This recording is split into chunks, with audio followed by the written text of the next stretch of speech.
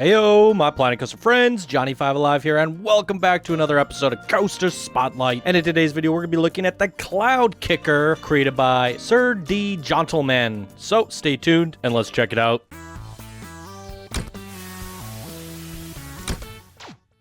Alright, this was sent in by one of our Discord builders and golden patrons, Sir TJ Ontleman. I have a hard time with that name. Thank you so much for your support. And here he says, "Hey Johnny, my name is Harj, aka Sir TJ Ontleman."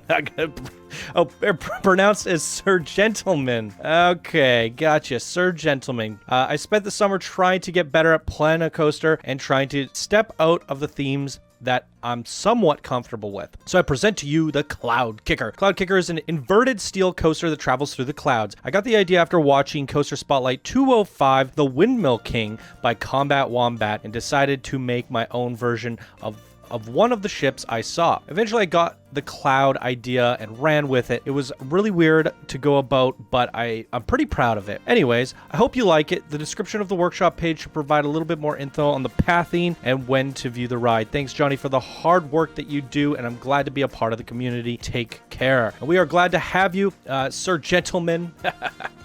Sorry for butchering your name in the intro. We do these things blind. We go in spoiler-free, so there you have it.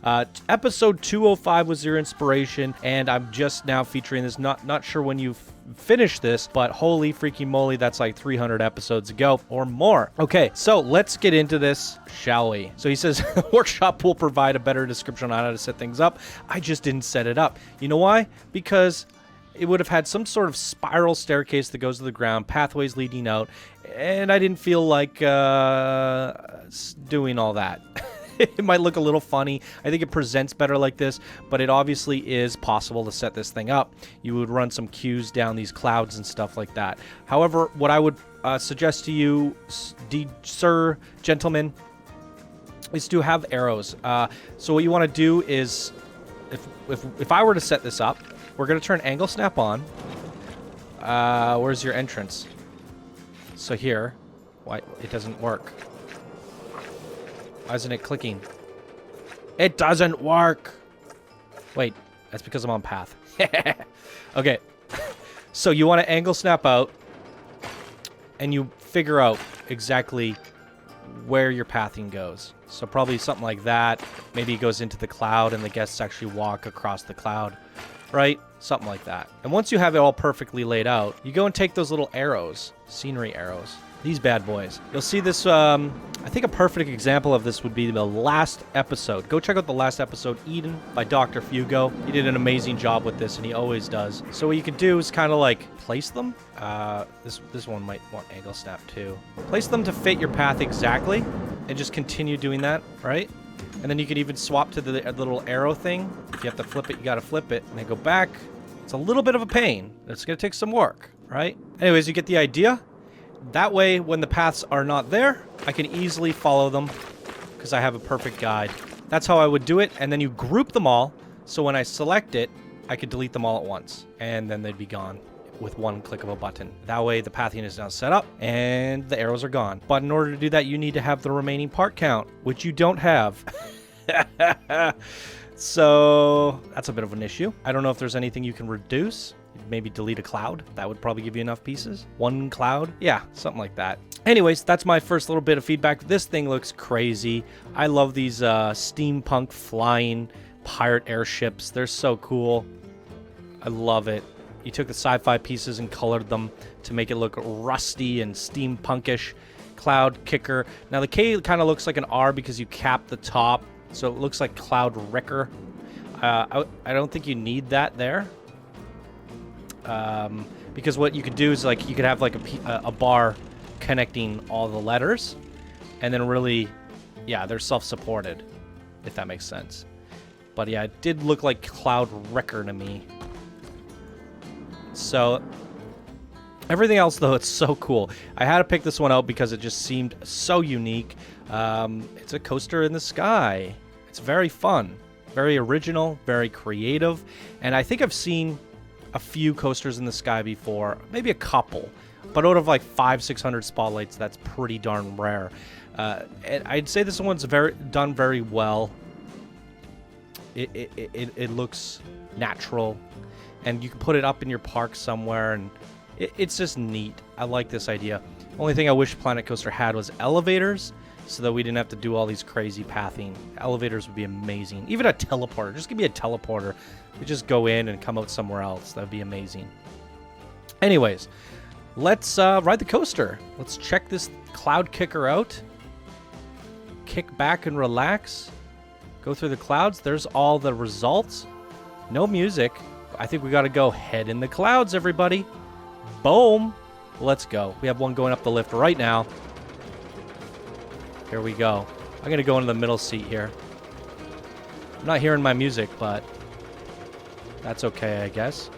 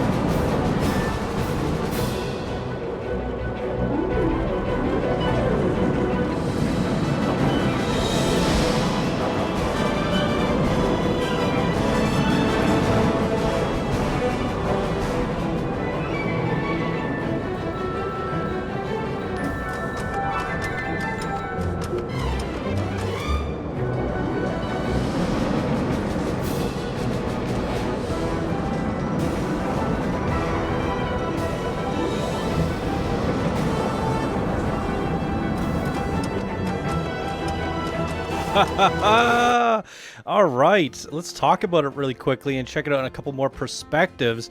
I think it was very smooth and gave you that whimsical, cloudy feel. So I kind of wish we saw more of the in and out of the clouds bursting in, but I can understand your part count is a little bit crazy.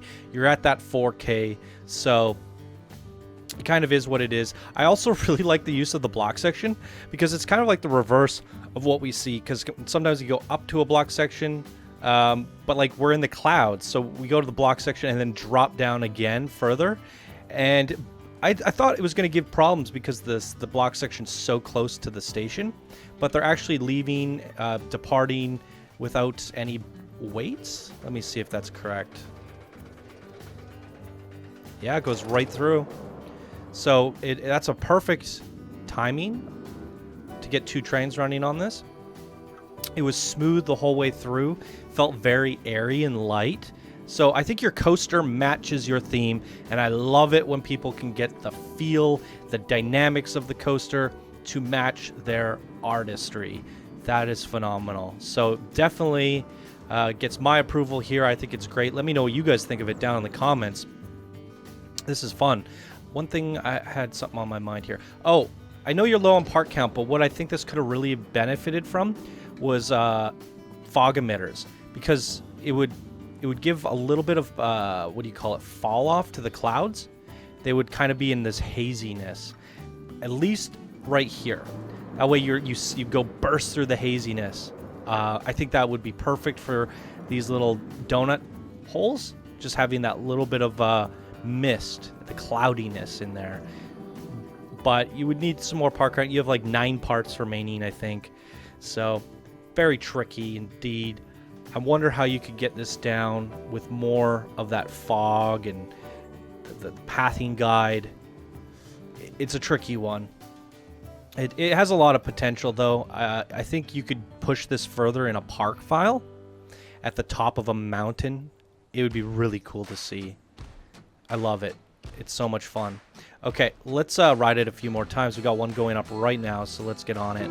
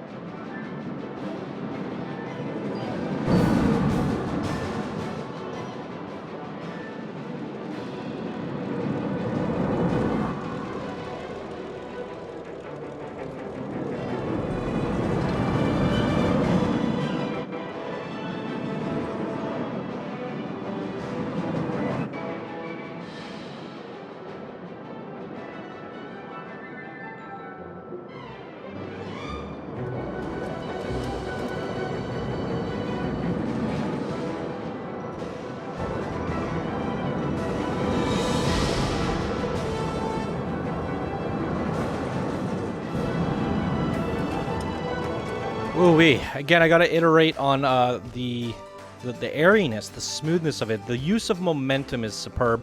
You know, we have that initial drop, but then every time you bring it back up, it's coming to a very slow halt. It's crawling a bit.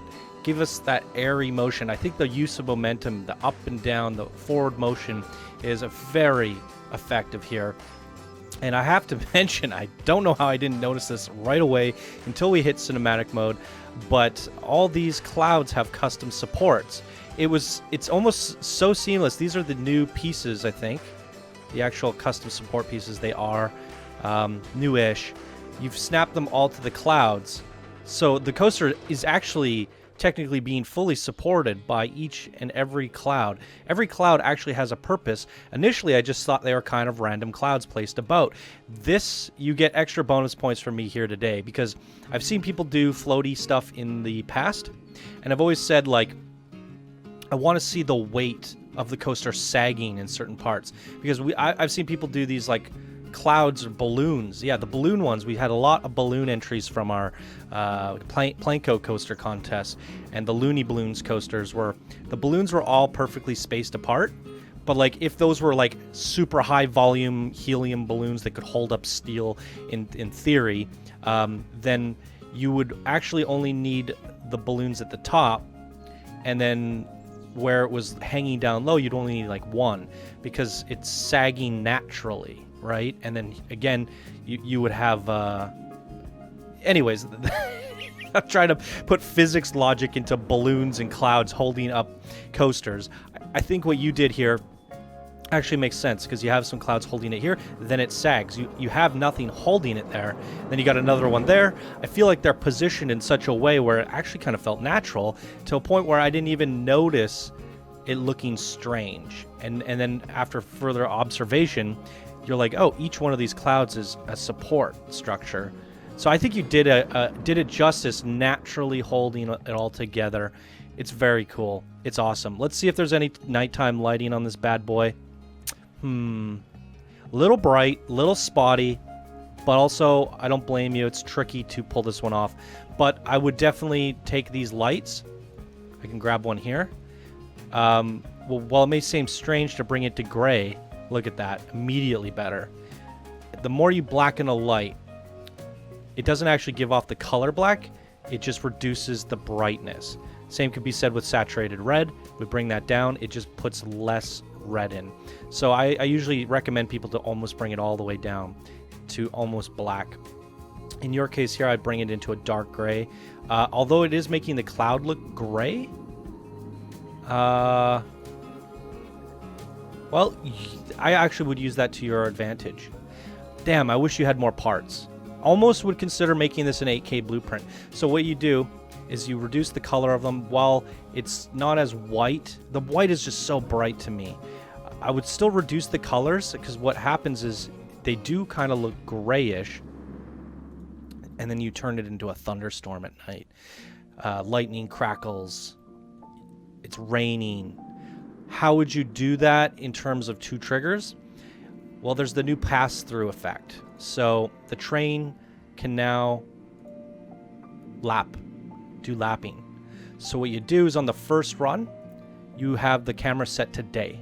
Second run, the camera switches to night, and only then, when it's night, do the lightning bolts start to crackle and the rain starts to rain. And then what you can do is you can bring in some blue emitted lights and flashing lights, so you get that stormy feel and the lightning crackling and the lights going off. Ooh, I love that idea. Again, I think this idea has tons of potential, and I'm liking the idea of a day-night sequencer. I think it would fit really well here. Nonetheless, we will give this a ride at night. We got another one going up right now, so I think for this one we'll do a chase view, and let's check it out.